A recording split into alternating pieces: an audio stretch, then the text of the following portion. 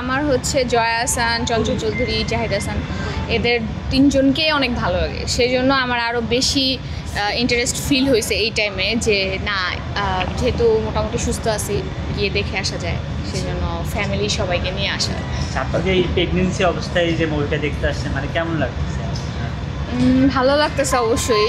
আর এসে মনে হচ্ছে যে না, আসলে আমার আশাটা সার্থক হয়েছে।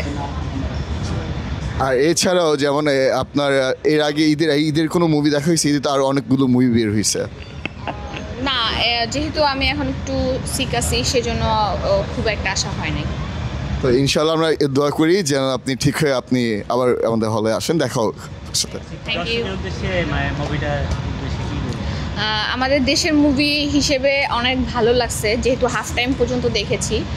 আর সবারই আসলে উচিত আমাদের দেশীয় মুভিগুলো দেখা, এবং এটা হচ্ছে ফ্যামিলি রিলেটেড একটা মুভি, মানে পরিবারের পরিজন নিয়ে, বাচ্চাদের নিয়ে নিয়ে এসে দেখার মতো একটা মুভি। সেজন্য আমার কাছে মনে হয় যে সবারই দেখতে আসা উচিত।